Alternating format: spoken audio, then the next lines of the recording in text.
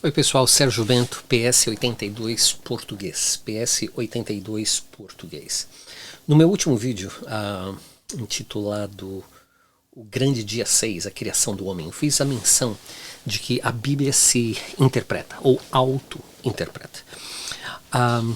Como eu disse, existem várias tradições e muitas vezes o que acontece é que, e o que tem acontecido por décadas, séculos e milênia, é que a tradução, a interpretação da Bíblia é feita através ou baseado em tradições, em filtros. E a Bíblia se auto-interpreta. Eu creio que é uma doutrina bíblica e é algo que dá então a Deus de volta a soberania sobre o significado do texto, que é o texto dele mesmo, porque ele é o autor. Eu sempre fui ensinado, e a minha tradição é batista, mas eu sempre fui ensinado que um certo texto, e eu quero pegar esse texto que é Isaías 53, 4. Eu sempre fui ensinado que quando a gente lia esse texto, que fazia referência à morte de Jesus, era simplesmente em relação à nossa salvação. Era um aspecto espiritual que Isaías está tratando aqui. Então, Isaías 53, 4 diz assim: certamente ele tomou sobre si as nossas enfermidades e as nossas dores levou sobre si. E nós o considerávamos como aflito, como ferido de Deus e oprimido. Então, os irmãos pentecostais pegavam esse texto e falavam assim, não, aqui está falando a respeito da doença, que Jesus morreu pelas nossas doenças e esse negócio todo. Aí então, meus amados irmãos batistas diziam assim, se a cura nesse texto, né, que nós consideramos ser a respeito da salvação, se a cura é o ponto de foco desse texto, porque mais pessoas não são curadas como elas estão sendo salvas. O argumento vai que poucas pessoas na realidade são curadas e muitas outras pessoas estão sendo salvas. Então guarda esse pensamento com você, porque agora a gente vai lá em Mateus capítulo 8, versículo... Vamos começar do 14 para ter um pouquinho de contexto. Se lembra? Um texto sem um contexto é um pretexto? Ok. Então diz assim, Mateus 8,14. Tendo Jesus chegado à casa de Pedro, viu a sogra deste acamada com febre. Mas Jesus tomou-a pela mão e a febre a deixou. Ela se levantou e passou a servi-los. Ao cair da tarde, trouxeram a Jesus muitos endemoniados. E apenas com a palavra expulsou os espíritos e curou todos os que estavam doentes, para se cumprir o que foi dito por meio do profeta Isaías. Isaías 53, 4, que diz, ele mesmo tomou as nossas enfermidades e carregou as nossas doenças. E esse texto de Isaías, sendo usado em Mateus, está fazendo referência exclusiva à questão do livramento de possessão demoníaca e também de cura de pessoas que estavam enfermas fisicamente. Isso é o que a Bíblia diz. Eu não preciso que absolutamente ninguém chegue a mim e tente trazer qualquer tipo de filtro ou tradição e dizer que isso, o que a Bíblia está dizendo aqui, não é o que a Bíblia está dizendo. Isso é uma loucura. O que a Bíblia está dizendo é que Jesus curou um monte de gente. Ele curou, na realidade, todos que foram que trouxeram a ele. E aí então diz que ele mesmo, por causa que o que está escrito no profeta Isaías, ele mesmo tomou as nossas enfermidades e carregou as nossas doenças.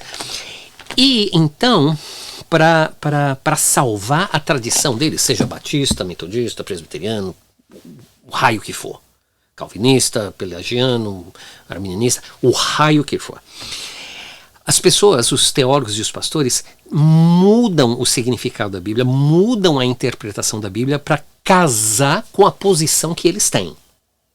Então eles adulteram a palavra de Deus para apresentar a posição que eles têm, que é uma posição humana, que é uma posição de homem. É uma reinterpretação da Bíblia. Em Isaías diz que ele levou sobre si as nossas enfermidades. Em Mateus diz que ele curou um montão de gente para cumprir o que foi dito em Isaías. Aí o povo vai falar assim, mas isso foi para aquele tempo, isso já não passa mais, não acontece mais. Aonde na Bíblia está isso? Aonde na Bíblia está isso? Deixa eu dizer isso aqui. Olha, os batistas, por exemplo, vão dizer assim, que se a questão da cura física é a mesma, tem o mesmo valor da salvação nesse texto, por que mais pessoas não estão sendo curadas como pessoas estão sendo salvas? Eu acho que esse argumento é um argumento patético. O que esse texto nos ensina é o seguinte: quando nós vemos a revelação do poder de Deus nesse mundo que nós vivemos hoje, a gente não vê muita coisa. Não muita coisa está acontecendo. Não é culpa de Deus. Não é porque Deus não quer derramar do seu poder. Não é porque Deus não quer usar as pessoas. Mas a gente não vê muita coisa. A gente vê drama nas igrejas, algumas certas igrejas que fazem drama a respeito de exorcismo de demônios, de cura, aquele negócio. Eu entendo. Eu mesmo não vejo muita cura acontecendo. Agora, o que isso deveria dizer a mim é que se é difícil ver curas, quanto mais difícil é ver salvação. É por isso que naquele dia, quando estivermos todos diante de Deus, muitos vão dizer assim: Senhor, Senhor, no teu nome fizemos isso, dissemos aquilo, e isso e assado, aquele negócio todo, e Jesus vai virar para eles e dizer assim: olha, apartai-vos de mim, porque eu não conheço vocês. Porque o que acontece é que tem muita gente que está convencida, mas não está convertida. Tem muita gente que abraçou tradições e filtros que na realidade comprometem de uma maneira negativa a pura revelação divina. Não vou dizer simples, mas a pura revelação divina. A Bíblia, sim, se auto-interpreta. E não existe calvinismo, não existe arminianismo, não existe dispensacionalismo, não existe isso ou aquilo, que deveria ser os filtros do nosso entendimento. É interessante que a gente fala de hermenêutica, do estudo da palavra de Deus. E hermenêutica vem da palavra Hermes. Hermes era um deus. Um deus da mitologia grega que se comunicava entre os deuses de Olimpos com os humanos. E ele então decifrava as mensagens dos deuses para a humanidade. E é tão interessante que nós, como cristãos, não colocamos atenção que a metodologia que muitas vezes nós usamos para a interpretação bíblica vem de um ocultismo maligno, aonde nessa interpretação interpretação da mensagem dos deuses do Monte Olimpos para os seres humanos, o que aconteceu é que Prometheus se rebelou contra os deuses de Olimpo, assim vai a mitologia. E ele proveu à humanidade fogo. E ele recrutou a Hermes para então enganar os deuses. E quando ele trazia as mensagens dos deuses para a terra, na realidade ele trazia a mensagem do próprio Satanás. E nós usamos hermenêutica no estudo da palavra de Deus. Meus caros, amados irmãos, nós temos que voltar à base da nossa fé, de uma Bíblia sem filtros, olhando a Bíblia pelo que ela é e deixando a Bíblia dizer o que ela quer dizer. Os pastores têm que estudar mais. Tem muito pastor que não sabe nem o alfabeto em grego, muito menos em hebraico.